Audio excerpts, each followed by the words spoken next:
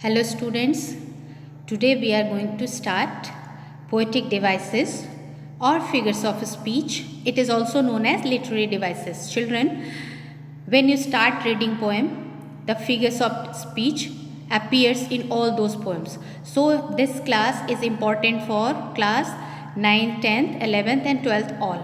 And I have tried to include all the poetic devices that appear in these classes. So it is important for all of you.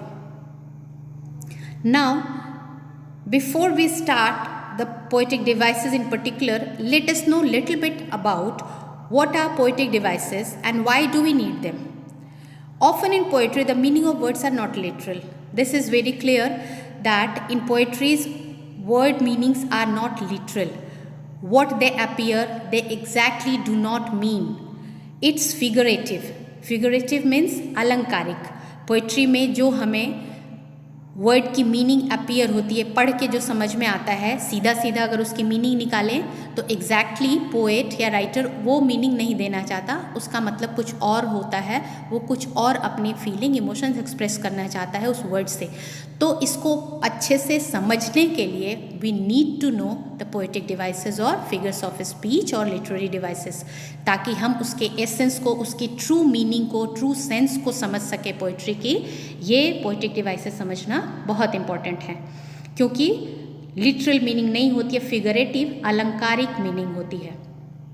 Late us see one example. I have never read Milton. मैंने Milton को कभी नहीं पढ़ा. Children, you might have heard the name of Milton. John Milton, उनका नाम सुना होगा.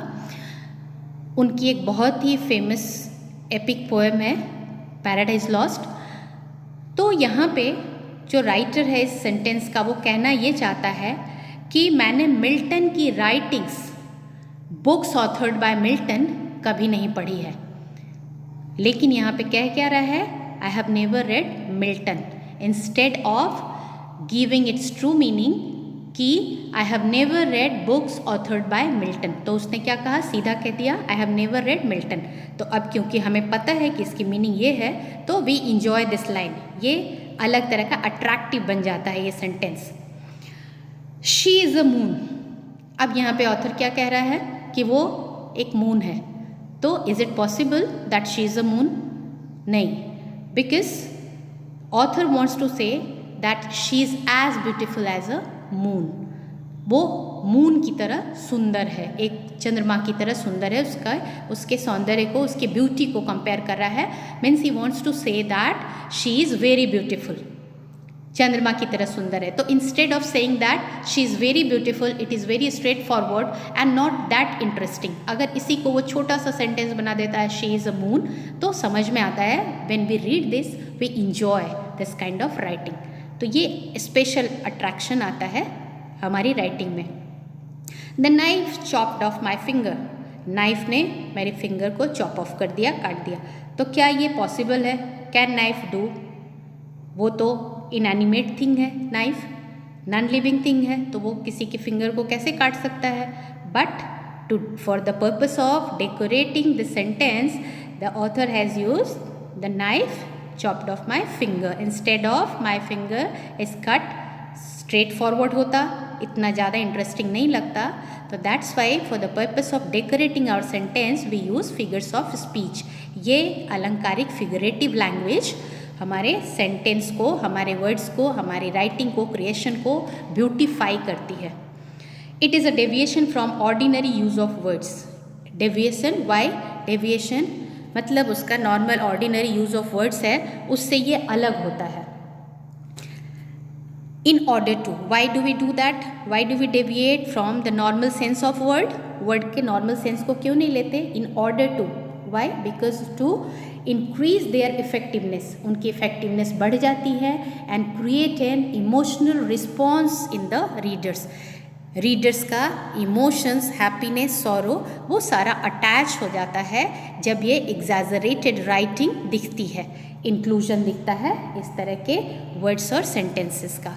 So this you can say that to define the poetic devices, we can say that the poetic devices are deviation from the ordinary use of words in order to increase their effectiveness and create an emotional response in the readers.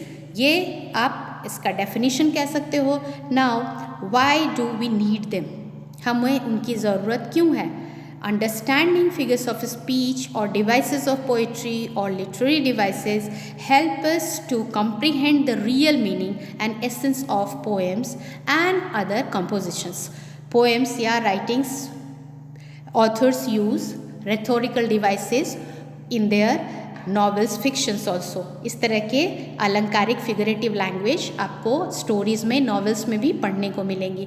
तो अगर हम इसको अच्छे से समझ पाते हैं, figure of speech को समझते हैं, तो we would be able to comprehend. Comprehend means to understand, हम उसको समझ पाएंगे, रियल मीनिंग उसकी समझ पाते हैं, और एसेंस, उसमें ऑथर क्या एग्जैक्टली कहना चाहता है वो हमें क्लियर पता चल जाता है। That's why this poetic device is very important for you to know. Now we will discuss one by one all the poetic devices which are important for you all students starting in 9th, 10th, 11th and 12th. So I have tried to include all the poetic devices which appear in their poems. First we will discuss the poetic devices which is based on repetition of letters, phrases or sentences.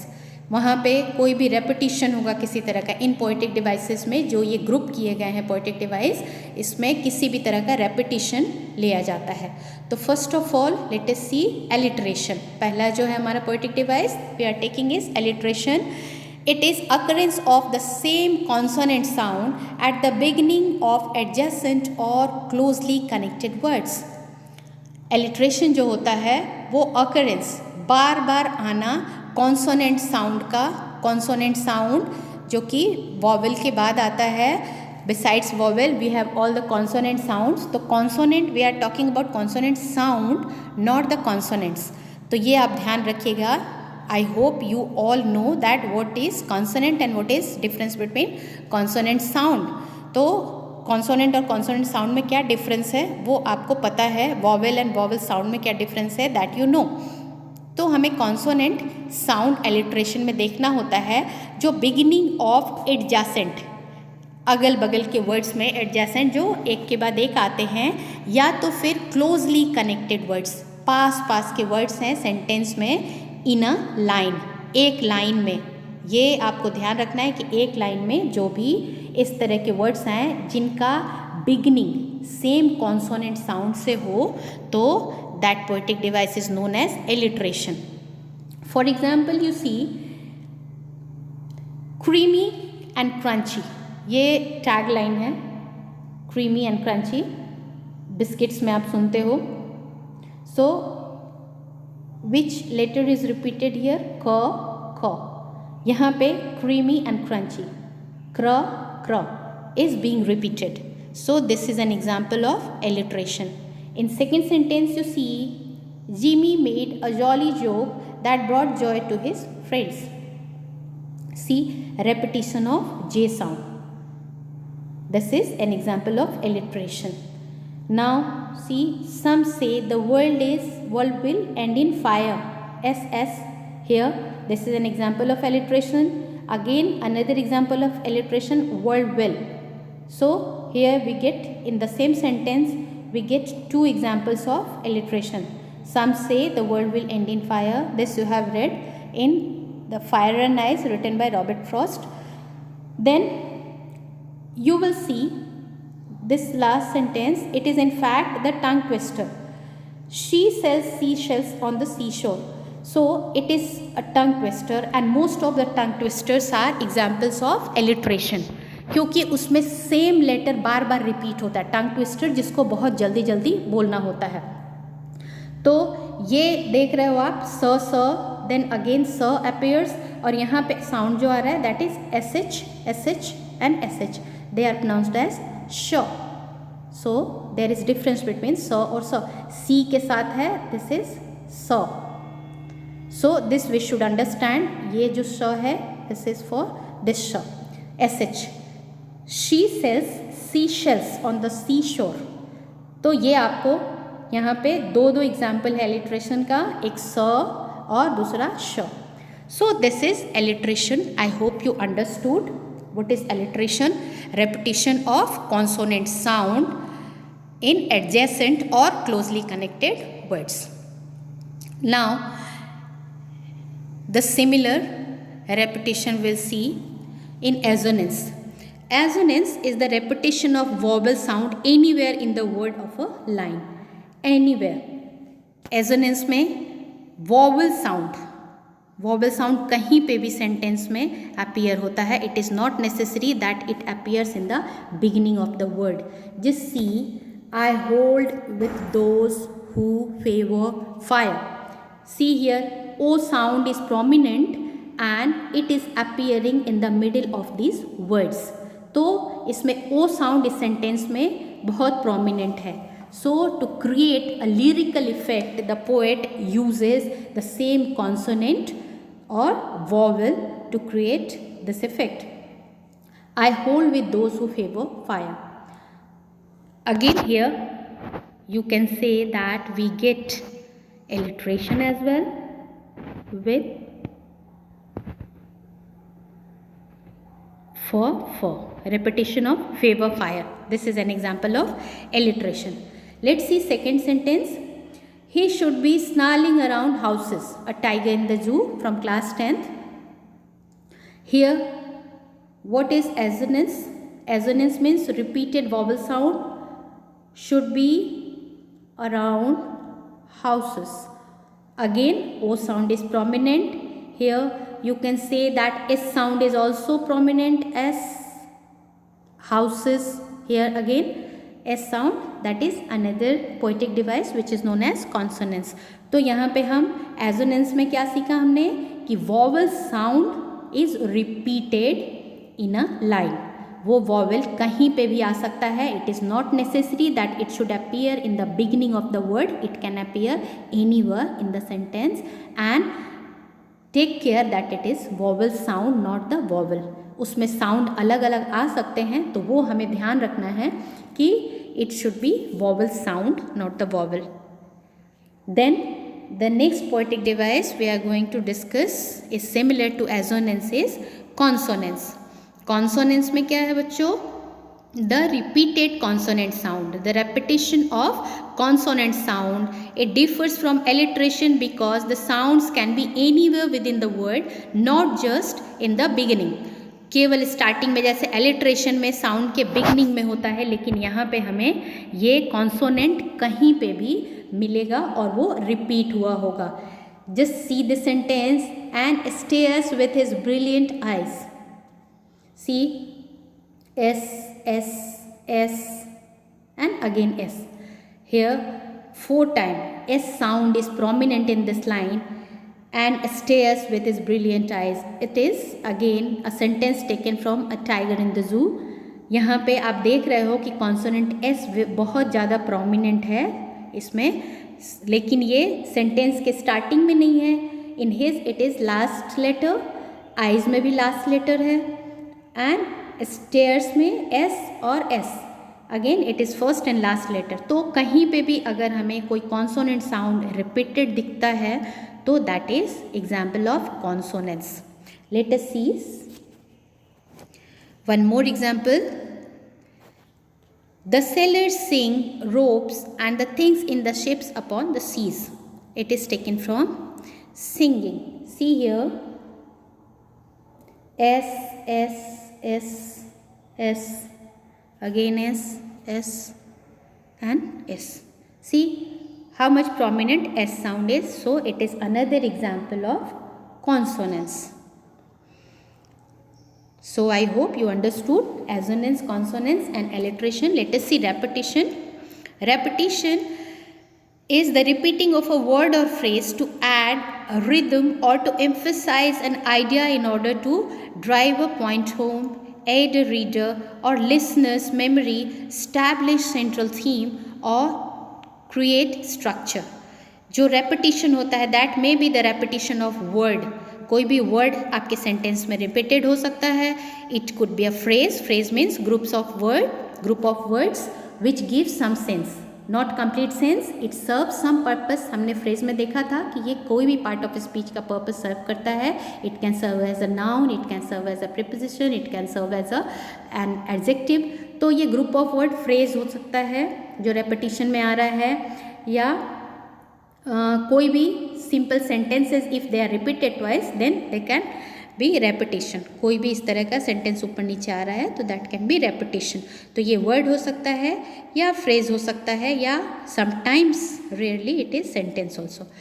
To add rhythm, rhythm to, ये एक tone बनाने के लिए उसका एक, उसके लिए accentuate, उसकी साउंड को ब्यूटिफाई करता है, उसमें एक म्यूजिकल इफेक्ट लेके आता है। Let us see example of repetition. All I did was smile and smile and smile. Here you see this is taken from class 12 poem My Mother at 66, in which it is written by Kamla Das, and here we see smile has been repeated thrice.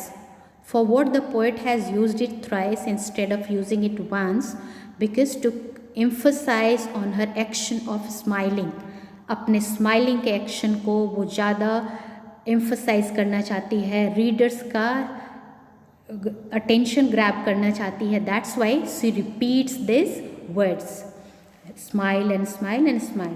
Then see Robert Frost stopping by woods on a snowy evening. ये sentence, this poem has the last two sentences same in this poem, and miles to go before I sleep and miles to go before I sleep।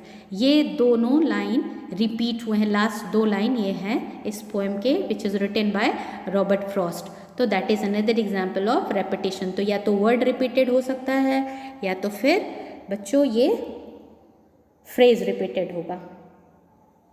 So I hope you understood repetition also, जब same word आ जाए, appear हो जाए instead of letters. अभी तक हमने देखा alliteration, assonance, consonance में लेटर्स रिपीट हो रहे थे, अब यहाँ पे हमारे पास आ गया रेपिटेशन में वर्ड और फ्रेज रिपीट हो गए।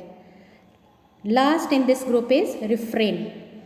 रिफ्रेन इज अ फ्रेज और लाइन और लाइन्स और stanza repeated through out a poem like the coarse of a song. Refrain का मतलब एक फिक्स्ड इंटरवल के बाद हमेशा वो लाइन आपके कंपोजिशन में अपीयर हो रहा है। जैसे एक पोएम में, पोएम की last line it could be the same, last line हर एक स्टैंजा की सेम होगी, या तो बिगिनिंग में सेम होगा, और it can appear somewhere in the middle. वो हो सकता है कोई फ्रेज हो सकता है, या कोई लाइन रिपीट हो रहा है, या कुछ लाइन्स रिपीट हो सकते हैं, या sometimes stanzas are also repeated, जो बराबर इंटरवल पे रिपीट हो रहा है हमारे इंटायर पोएम में। When it appears in a single sentence, it is repetition। एक सेंटेंस में आता है तो वो रेपिटिशन है, लेकिन जब वो हमारे पूरे पोएम में बार बार वो लाइन रिपीट हो रही है, जैसे कि गाने में मुखड़ा होता है, कोरस सॉन्ग में जो लाइन सारे मिल के ग्रुप में गाते हैं, या तो कभी कभी सिंगल सिंगर भी होता है, सोलो सॉन्ग होती है, लेकिन वो फर्स्ट लाइन जो सॉन्ग का होता है हर एक स्टैंजा के बाद दैट गेट्स रिपीटेड, वो फर्स्ट लाइन हमेशा रिपीट होता है, तो वो है रिफ्रेन ऑफ द सॉन्ग। वो सॉन्ग का रिफ्रेन होता है फर्स्ट लाइन, जो कि हर एक स्टैंजा के बाद वापस उसको रिपीट किया जाता है। Similarly in some of the poems you will find that the same line is repeated after equal intervals, so that is an example of refrain. Let us see some examples. When did my childhood go? Was it the day? This is a poem from class 11th, childhood, written by Marcus Nathan. तो इसमें ये है हर एक 3 stanza के beginning पे ये sentence आपको देखने को मिलेगा, When did my childhood go? Was it the day? ये 3 stanzas beginning, 3 stanzas start with these two, one is sentence and another is phrase.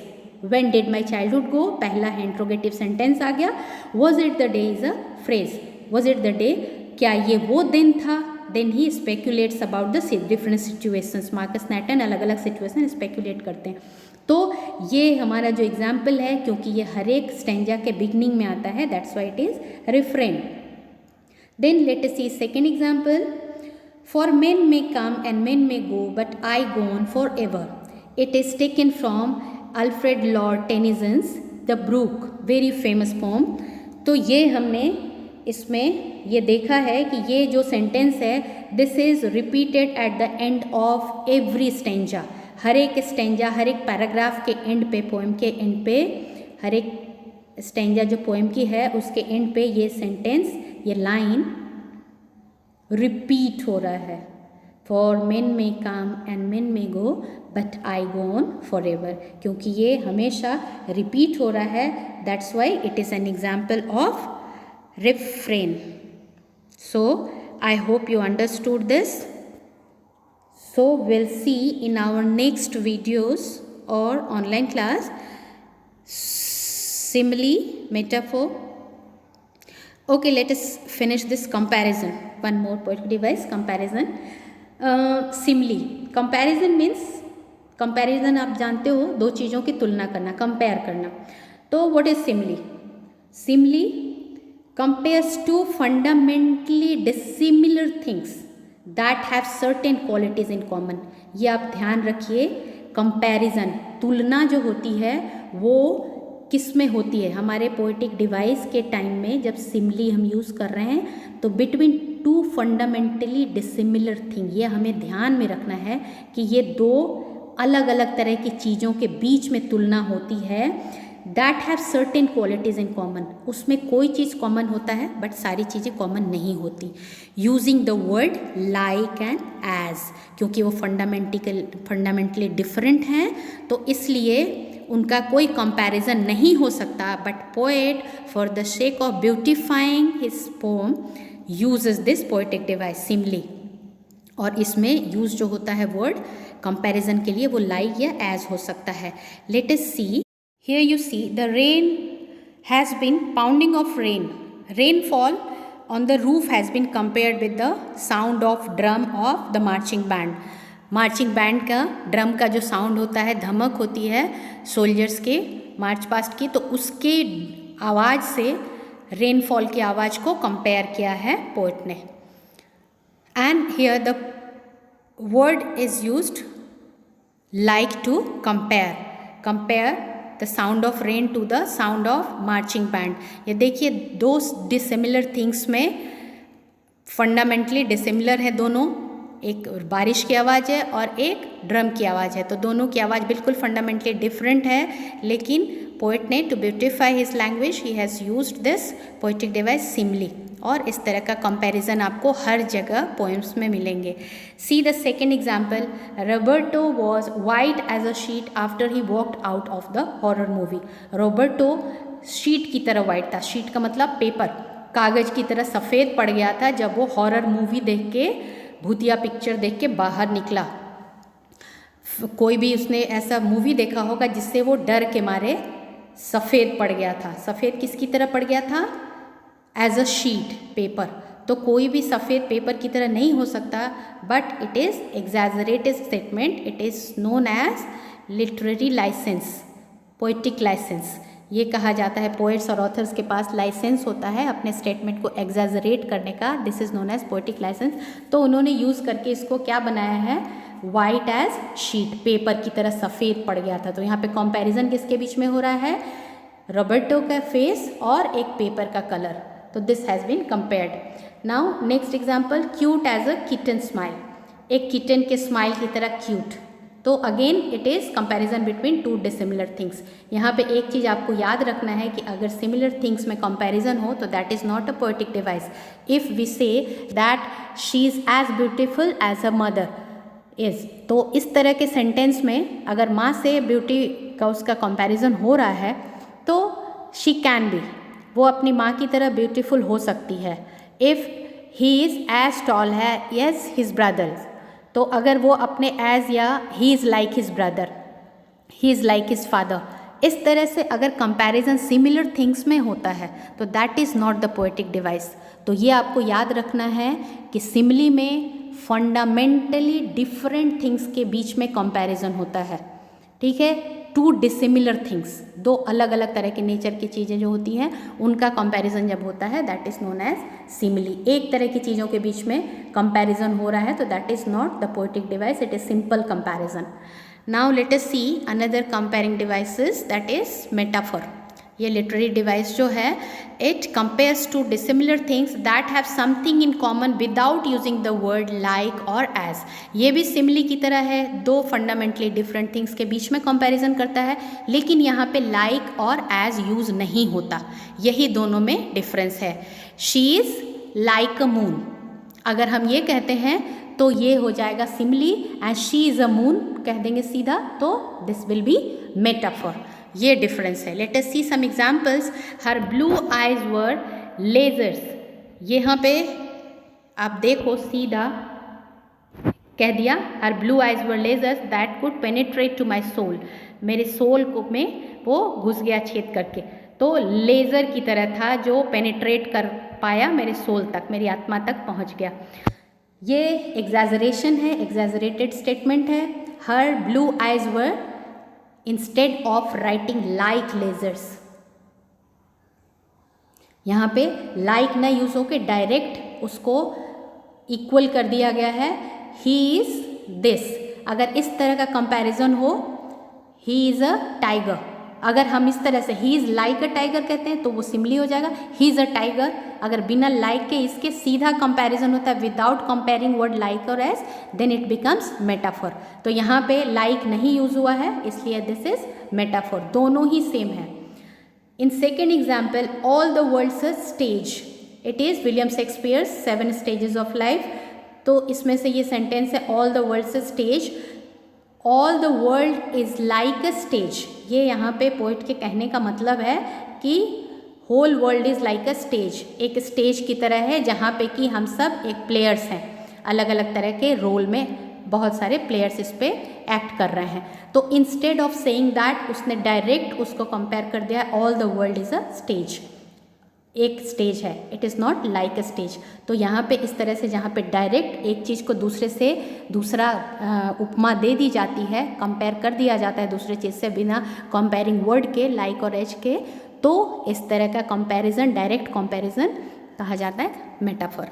He is a lion, that we discussed कि अगर he is like a lion then it will be simile, he is a lion, वो एक lion की तरह है, lion नहीं हो सकता है। तो किसी आदमी को अगर हम लायन से तुलना कर दें तो लायन तो होगा नहीं, लेकिन क्योंकि यहाँ पे पोएट उसको बताना चाहता है कि he is so strong and mighty like a lion, तो उसको उसने सीधा बता दिया है कि ही मे बी माइटी और elegant like a lion.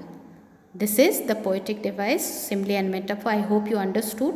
So see you in the next video with other poetic devices.